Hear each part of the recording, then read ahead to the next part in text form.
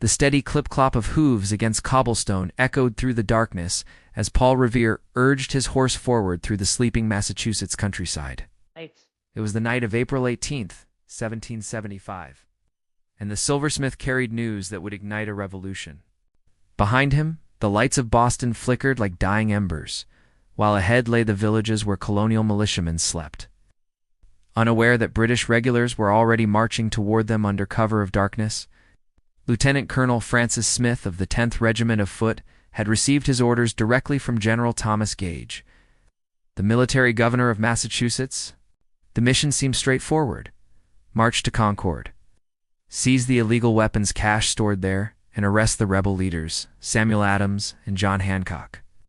What Smith did not anticipate was how quickly word would spread through the intricate network of colonial spies and messengers who had been watching British movements for months.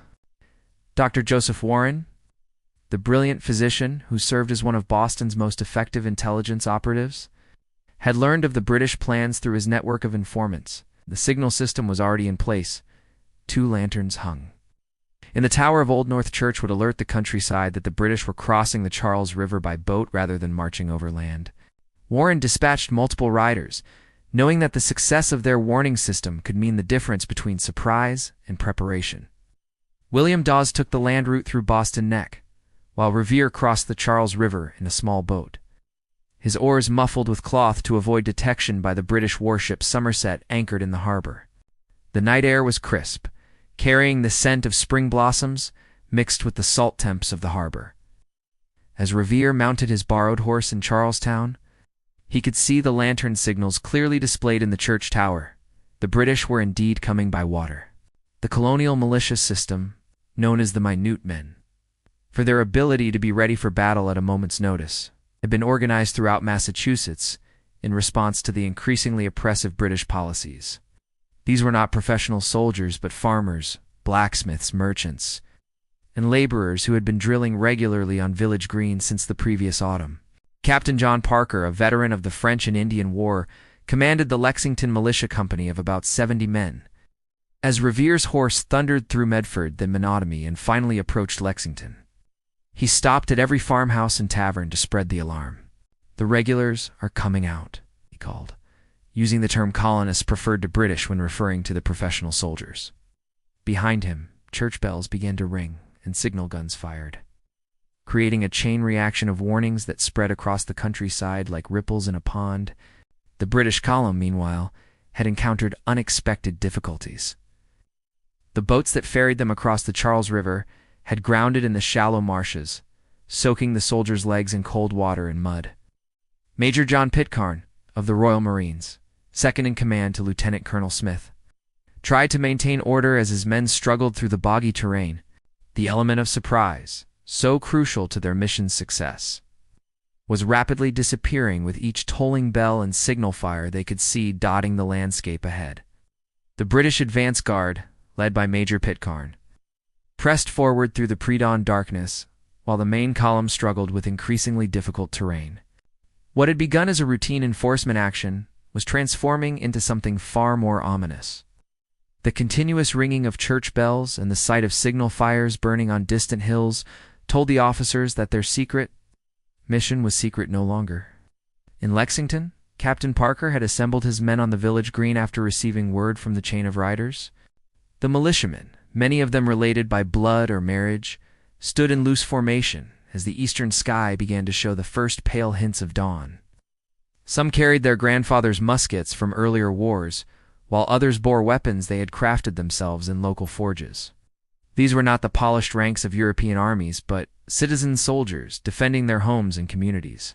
According to historical accounts from the Massachusetts Historical Society, the tension in Lexington that morning was palpable as both sides prepared for a confrontation that neither truly wanted but both seemed unable to avoid. Parker, knowing his small force could not possibly stand against several hundred British regulars, had reportedly told his men to stand your ground, but not to fire unless fired upon. The captain understood that any aggressive action by his militia could be used to justify harsh British retaliation against the entire community. Paul Revere, William Dawes, and Dr. Samuel Prescott had continued their ride toward Concord. but their mission was interrupted when they encountered a British patrol near Lincoln. Revere was captured and questioned extensively, though he cleverly convinced his captors that they were riding into a trap where hundreds of militiamen were waiting. Dawes escaped by turning back toward Lexington, while Prescott, being familiar with the local terrain, managed to evade capture and continued to Concord to warn the inhabitants there. The British patrol that captured Revere was part of a larger reconnaissance force that Lieutenant Colonel Smith had sent ahead to secure the roads and prevent exactly the kind of warning system that had already alerted the countryside. These mounted officers, moving faster than the main column, had the unfortunate effect of further confirming to local residents that something significant was happening. Every farm dog that barked, every window that showed a candle's glow, every face that appeared briefly in a doorway told the same story. The element of surprise was completely lost. As the British main column approached Lexington, the sound of drums and fifes could be heard echoing off the surrounding hills. The military music, intended to maintain marching rhythm and boost morale, instead served as an audible announcement of their presence. Major Pitcairn, an experienced officer who had served in various colonial conflicts, began to realize that what should have been a simple seizure of weapons was becoming something far more complex and potentially dangerous. The militiamen on Lexington Green could see the first British soldiers appearing through the morning mist. The redcoats moved with professional precision, their white cross belts and polished buttons catching the early light. Behind them came more soldiers, then more, until it became clear that this was not a small patrol, but a major military expedition. Some of the younger militiamen shifted nervously, while the veterans like Captain Parker maintained their steady composure. Dr. Warren's intelligence network had been remarkably accurate. The British force consisted of approximately 700 light infantry and grenadiers, representing the elite troops from multiple regiments stationed in Boston. These were seasoned soldiers, many of whom had served in other theaters of the 7 Years' War. Their mission parameters were clear: proceed to Concord, destroy the military supplies, and arrest the rebel leaders. What those parameters did not account for was the possibility that the entire countryside would be aroused and ready to resist. The stage was set for a confrontation that would transform a police action into the opening battle of a revolution. Major Pitcairn's advance guard rounded the curve in the road and suddenly found themselves facing the assembled Lexington militia on the village green. The British officer, mounted on his horse and clearly visible in his scarlet uniform, raised his hand to halt his men. For a moment that seemed to stretch into eternity, the two forces regarded each other across the dewy grass of the common. The morning air was still and cold, carrying the scent of apple blossoms from nearby orchards and the acrid smell of the torches that had burned through the night. Captain Parker, seeing the overwhelming numbers of British troops, realized that his small band of militiamen stood no chance in a direct confrontation. According to witness accounts preserved in the Lexington Historical Society records, Parker ordered his men to disperse, saying, "Stand your ground, don't fire unless fired upon. What if they mean to have a war? Let it begin here." The militiamen began to move away from their formation, some heading toward nearby buildings, others simply backing away from the advancing British soldiers. The British troops, their nerves stretched taut by the long night march and the obvious signs of colonial preparation, advanced onto the green with bayonets fixed. Major Pitcairn, attempting to maintain control of the situation, rode among his men, shouting orders to disarm the rebels, but not to fire. The professional soldiers, trained to respond to clear commands in the heat of battle, found themselves in an ambiguous situation where the rules of engagement were unclear and the stakes were rapidly escalating. What happened next would be debated by historians for generations. Someone fired a shot, whether British or colonial, whether intentional or accidental, would never be definitively established. The sharp crack of the musket discharge seemed to hang in the air for an instant before chaos erupted. British soldiers, responding to what they perceived as an attack, began firing volleys into the dispersing militiamen. The disciplined ranks of redcoats delivered the crushing firepower that had made British infantry famous throughout Europe. Jonathan Harrington, a young militiaman, was struck down near his own home. He crawled across the green, leaving a trail of blood on the grass, and died on his doorstep as his wife watched in horror. Samuel Hadley and Caleb Harrington fell near the meeting house, while a sawhole porter was killed as he ran toward the shelter of nearby trees. The brief engagement lasted only minutes, But when the smoke cleared, 8 colonists lay dead, and 10 others were wounded. The British casualties were minimal and lonely. One soldier was slightly wounded when a musket ball grazed his leg. Major Pitcairn attempted to restore order among his troops who had broken ranks during the firing. The veteran officer knew that this incident, however it had begun, would have serious consequences. He ordered his men to reform their columns and continue the march to Concord, but the damage was done. Word of the bloodshed on Lexington Green would spread faster than his soldiers could march, and every farm and village between here and Boston would soon know that British troops had killed colonial civilians. The surviving militiamen, shaken but determined, began to follow the British column at a distance. They were joined by men from neighboring towns who had heard the gunfire and seen the smoke rising from Lexington. What had begun as a small group of local defenders was beginning to transform into something larger and more dangerous, a gathering storm of colonial resistance that would shadow the British troops for the remainder of their mission. Dr. Joseph Warren, still coordinating the colonial response from Boston, would later write that the events at Lexington Green marked the moment when political resistance became armed rebellion. The British government's attempt to disarm the colonists had instead armed them with something far more powerful, a sense of righteous anger, and a common cause that would unite previously separate communities in opposition to royal authority. As the British column reformed and continued toward Concord, the morning sun climbed higher in the sky, burning off the mist and revealing the full extent of what had just occurred. The green grass of Lexington Common was stained with blood, and the American Revolution had begun with the echo of musket fire that would indeed be heard around the world. The British column moved westward from Lexington with a new sense of urgency and unease. Major Pitcairn and Lieutenant Colonel Smith could see militiamen shadowing their movements from the surrounding hills and tree lines. What had been intended as a swift, decisive action was becoming a prolonged expedition through increasingly hostile territory. The morning sun, now fully risen, revealed smoke signals rising from distant hilltops and the continuous movement of armed men converging on their route. As the British troops approached Concord, the sound of church bells grew louder and more insistent. The town's militia, under the command of Colonel James Barrett, had been busy since before dawn, moving the weapons and supplies that the British sought to destroy. Many of the military stores had been relocated to farms and hiding places throughout the surrounding countryside, while others had been buried or concealed in ways that would make them difficult for the British to find.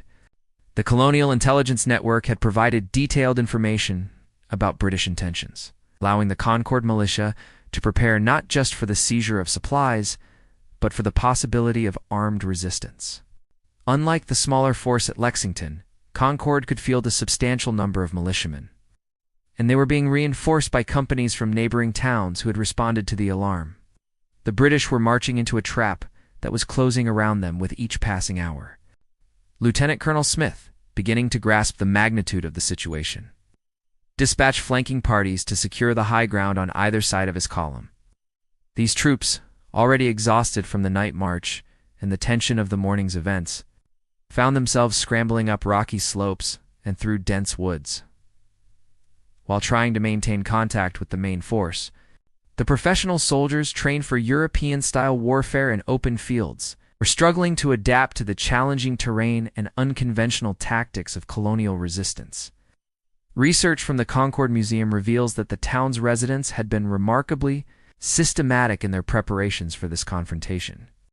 Weapons, ammunition, and supplies that had been accumulated over months were dispersed to locations throughout the area, ensuring that even if the British found some of the hidden stores, the majority would remain intact. The colonists had learned from earlier British raids and had developed sophisticated methods for concealing their military preparations. As the British entered Concord, they found a town that appeared almost deserted. Most of the civilian population had either fled or taken shelter in their homes, while the militia had withdrawn to defensive positions on the hills overlooking the village. The British troops, following their orders, began searching for the weapons cache, but their efforts were hampered by the need to maintain security and the obvious hostility of the environment. Captain Walter Laurie was ordered to secure the North Bridge over the Concord River with a company of light infantry. This wooden bridge, which would soon become one of the most famous landmarks in American history, represented a crucial tactical position that controlled access to the northern part of the town, where some of the weapons were believed to be hidden. Laurie's men took up defensive positions on the town side of the bridge, while colonial militiamen gathered in increasing numbers on the opposite bank. The British search of Concord proved largely unsuccessful. The colonists had been too thorough in their concealment efforts, and the few items that were discovered and destroyed represented only a small fraction of what the British had hoped to find. Smoke from the burning of carriage wheels, flour, and other supplies could be seen rising from the town center, which had an unintended consequence. The militiamen, watching from the hills, believed that the British were burning the entire town. Major Pitcairn, observing the growing numbers of armed colonists surrounding Concord, began to understand that the British force was facing a situation far more serious than anyone in Boston had anticipated. The colonists were not simply protesters to be dispersed or rebels to be arrested. They were an organized military force that had been preparing for this confrontation for months. The balance of power was shifting, and the British were no longer the hunters, but increasingly the hunted. The stage was set for the next phase of the conflict as hundreds of militiamen from across Massachusetts continued to converge on Concord, turning what had begun as a British offensive operation into a desperate fighting retreat that would test the limits of professional military, training against the fury of an aroused population defending their homes and liberties. Colonel James Barrett, commanding the Concord militia, watched from Punkatasset Hill as smoke rose from the town center below. The veteran officer, who had served in the French and Indian War, could see British soldiers moving through the streets, while more troops maintained their position at the North Bridge. The sight of smoke convinced many of the militiamen that the British were burning their town, and angry murmurs ran through the ranks of farmers and tradesmen who had left their morning chores to defend their community. Captain Walter Laurie's light infantry company, positioned on the town side of the North Bridge, found themselves in an increasingly precarious situation. What had begun as a routine security assignment was becoming a desperate defensive position as hundreds of militiamen gathered on the hills across the river.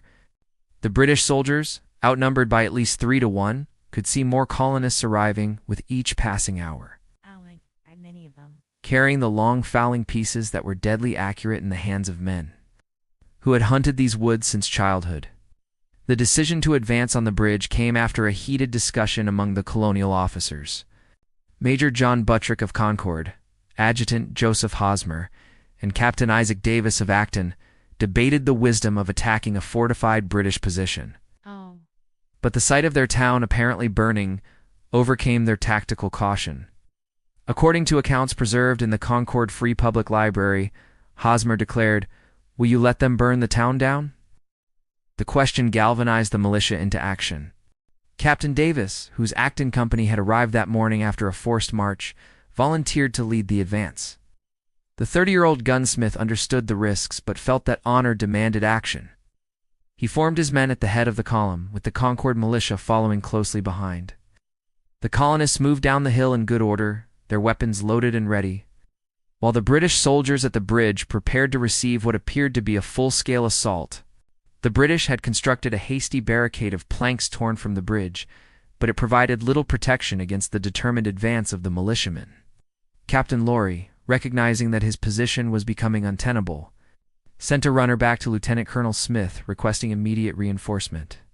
The messenger had to dodge through increasingly dense groups of armed colonists, who were taking positions along the river and in the surrounding woods. As the militiamen approached the bridge, the British soldiers opened fire. The volley was delivered with professional precision, but the colonists did not break and run as the British had expected. Captain Davis fell with the first shots, struck in the chest by a musket ball, while Abner Hosmer of Acton was killed instantly by a shot to the head. The sight of their fallen comrades, rather than discouraging the militia, seemed to inflame their determination to press forward. Major Buttrick, seeing his men taking casualties, shouted the order that would echo through history. "Fire, fellow soldiers! For God's sake, fire!" The colonial volley crashed across the narrow bridge with devastating effect.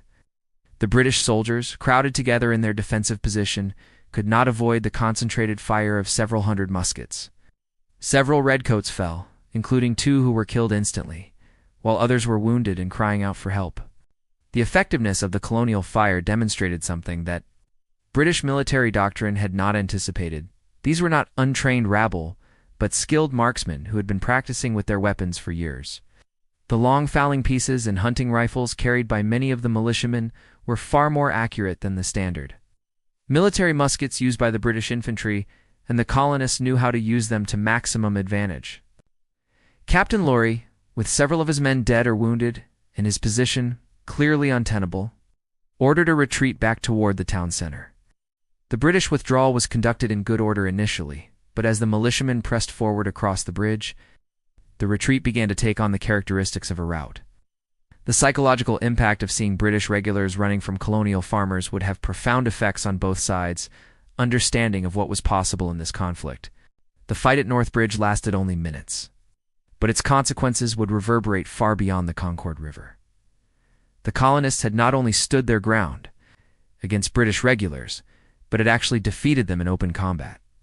Word of this victory would spread throughout Massachusetts and beyond, providing inspiration for the growing rebellion and demonstrating that the mighty British Army was not invincible when faced with determined resistance on American soil. Lieutenant Colonel Smith, hearing the gunfire from North Bridge, realized that his mission had transformed from a weapons seizure into a military disaster.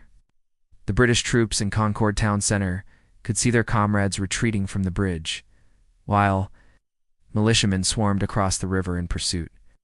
What had begun as a routine enforcement action was becoming a nightmare of tactical confusion and mounting casualties in terrain that favored the defending colonists at every turn. The British column began its withdrawal from Concord at approximately noon. But the 17-mile march back to Boston would become one of the most harrowing retreats in British military history. The militiamen, rather than celebrating their victory at North Bridge, had organized themselves into a pursuit force that would shadow the British every step of the way. Men from Acton, Lincoln, Sudbury, and a dozen other towns had converged on Concord, creating an impromptu army that numbered in the thousands. The colonial tactics that emerged during the retreat were unlike anything in European military experience. Rather than forming traditional battle lines, the militiamen used their intimate knowledge of the local terrain to establish ambush positions along the entire route. Stone walls, stands of trees, rocky outcroppings, and buildings became defensive positions from which small groups of colonists could fire on the British column and then withdraw before the soldiers could respond effectively. At Miriam's Corner, where the road crossed a small stream, the British found themselves under heavy fire from militiamen concealed behind walls and trees on both sides of the route. The professional soldiers, trained to fight in open formations against similarly organized enemies, struggled to adapt to this new type of warfare where their opponents seemed to materialize from the landscape itself, deliver deadly accurate fire, and then disappear before retaliation was possible. Captain William Parsons of the British 23rd Regiment of Foot was mortally wounded during one of these ambushes, struck down by a musket ball fired from behind a stone wall. His death, along with the mounting casualties among the enlisted men, began to affect the morale of the British column. These were veteran soldiers who had faced French regulars and Indian warriors in previous conflicts. But the sustained harassment by what appeared to be the entire Massachusetts countryside was unlike anything in their experience. The fighting intensified as the British column approached the village of Lincoln. Here, according to records maintained by the Lincoln Historical Society, the militiamen had prepared carefully planned ambush positions that took advantage of the narrow road and dense vegetation. The British found themselves under fire from multiple directions simultaneously, with colonial marksmen hidden in positions that were virtually impossible to locate and eliminate. Major Pitcairn, his horse shot from under him during one of the ambushes, was forced to continue the retreat on foot. The veteran officer, who had served with distinction in previous colonial conflicts, found himself in a running battle where traditional military tactics were not only ineffective, but actually counterproductive. Every attempt to deploy his men in standard formations made them better targets for the hidden colonial marksmen. The British soldiers, exhausted from the night march and the day's fighting, began to show signs of panic.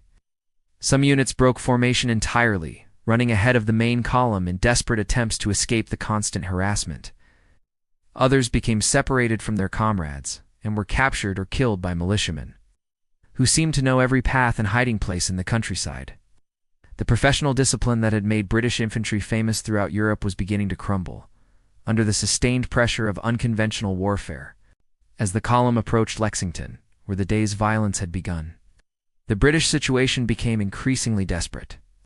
Ammunition was running low, casualties were mounting, and the men were near exhaustion. The militiamen, meanwhile, continued to increase in number, as word of the fighting spread and more men joined the pursuit.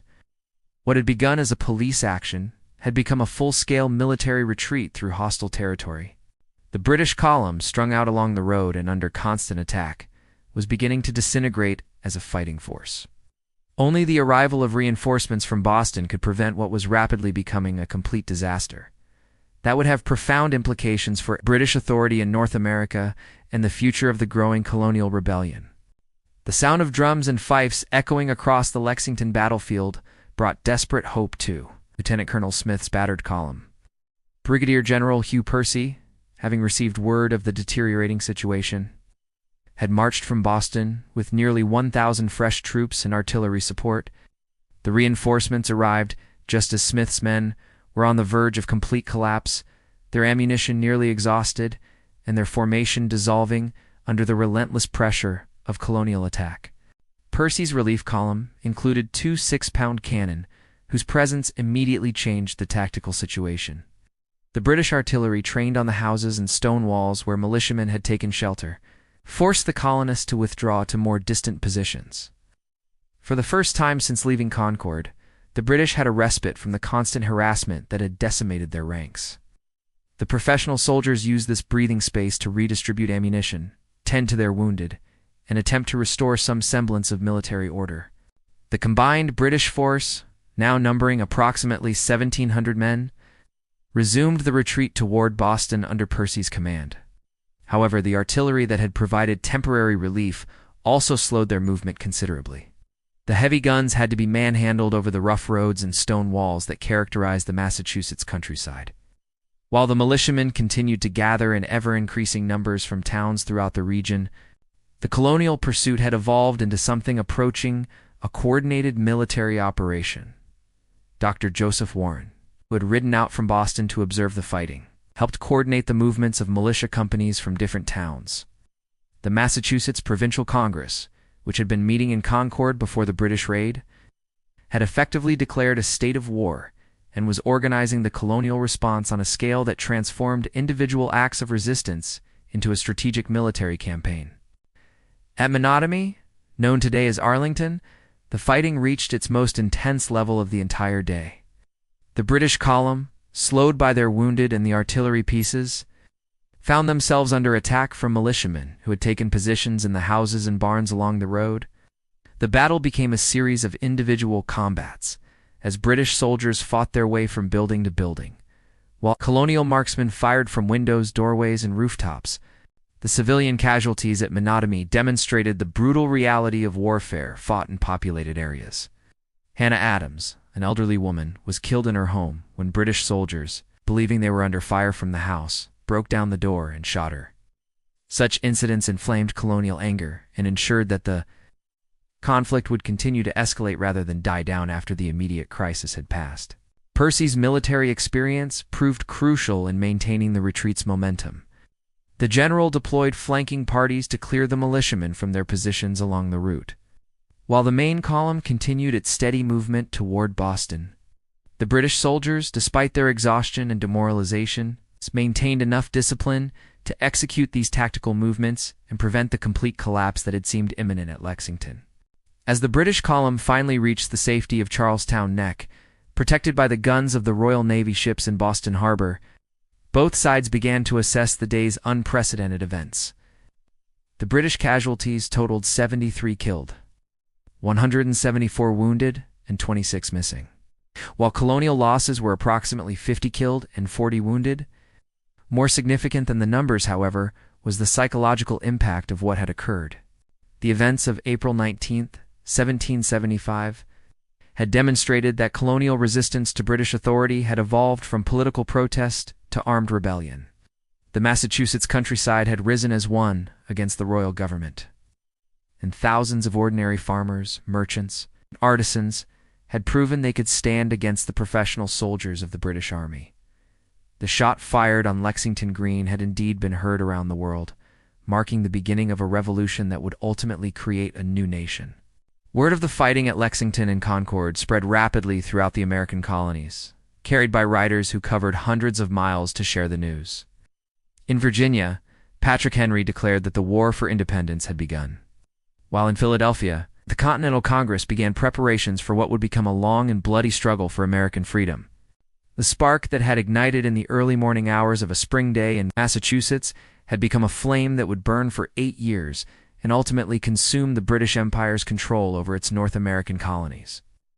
The road from Lexington to Concord, stained with blood and marked by the footsteps of history, had become the birthplace of American independence and the graveyard of British colonial authority in North America.